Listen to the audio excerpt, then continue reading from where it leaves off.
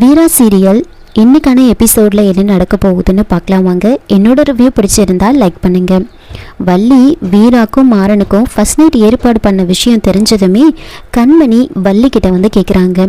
யாரை கேட்டு நீங்கள் ஃபர்ஸ்ட் நைட்டுக்கு ஏற்பாடு பண்ணுறீங்க அப்படின்னு கேட்க, நான் யாரை கேட்கணும், வீரா இந்த வீட்டோட மருமகளாயிட்டான், கல்யாணம் ஆனவங்களுக்கு பண்ணுறது தானே இதெல்லாம் நடைமுறையில் இருக்கிறது தானே நான் பண்ணிகிட்ருக்கேன் அப்படின்னு கேட்க, நீங்கள் தேவையில்லாத வேலையை பார்த்துட்ருக்கீங்க அப்படின்னு சொல்ல,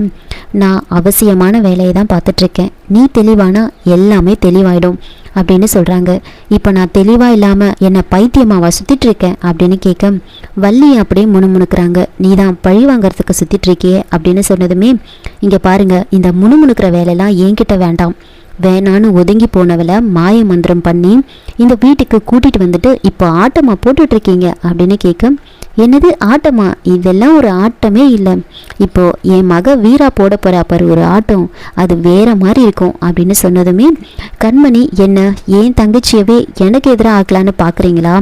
நீங்கள் நினைக்கிறது எதுவுமே நடக்காது, ஃபர்ஸ்ட் நைட்டும் நடக்காது, நான் நடத்தவும் விட மாட்டேன் அப்படின்னு சொல்ல, அப்போ வள்ளி, இதில் நீ நடத்த விடாமல் பண்ணுறதுக்கு என்ன இருக்குது, பொண்ணு ரெடி, பையன் ரெடி, இன்னும் கொஞ்ச நேரத்தில் ரூமும் ரெடியாக போகுது, அதாவது தானாக நடக்க வேண்டிய நேரத்தில் நடக்க போகுது, இடையில நீ என்ன பண்ண முடியும், ஒருவேளை செவர் ஏதாவது எழுப்புவியோ அப்படின்னு கேட்க, இந்த விஷயத்தை பற்றி நான் மாமா கிட்ட சொல்லிடுவேன் அப்படின்னு சொல்கிறாங்க. இல்லை எனக்கு புரியல, ரெண்டு பேரை வாழ விடாமல் பண்ணுறதுக்கு யாருக்கும் ரைட்ஸ் கிடையாது, நீ எப்படி இதெல்லாம் பண்ண விடாமல் பண்ணுவேன்னு சொல்கிற, முதல்ல இந்த விஷயத்தை பற்றி நீ அண்ணன்கிட்ட போய் சொன்னா அவர் உன்னை தான் தப்பாக நினைப்பாரு, இதெல்லாம் பொம்பளைங்க சமாச்சாரம், இதை போய் அவர்கிட்ட சொன்னால் அவர் உன்னை தானே தப்பாக நினைப்பாரு, முதல்ல நீ ஒரு அக்காவாக இருந்து நீ தான் எல்லாத்தையும் இதெல்லாம் பண்ணணும், உன் தங்கச்சிக்கு நல்லது கெட்டதுன்னு எல்லாத்தையும் பார்த்து நீ தான் பண்ணியிருக்கணும், ஆனால் நீ தான் வெஞ்சன்ஸ் வச்சுட்டு சுற்றிட்டு இருக்கியே அப்படின்னு சொன்னதுமே, என்னது வெஞ்சன்ஸா, என்ன பேசுகிறீங்க நீங்கள் அப்படின்னு கேட்க, அது ஒன்றும் இல்லை கண்மணி, உன் தங்கச்சி இந்த வீட்டுக்கு வந்தது பிடிக்காம இருக்கல்ல, அதை தான் நான் சொன்னேன், இங்கே பாரு, இப்போது உன்னோட விருப்பம்தான் பெருசுன்னு நீ நினச்சிட்ருக்க, உன் தங்கச்சியோட வாழ்க்கையை பற்றி கூட நீ யோசிக்கல,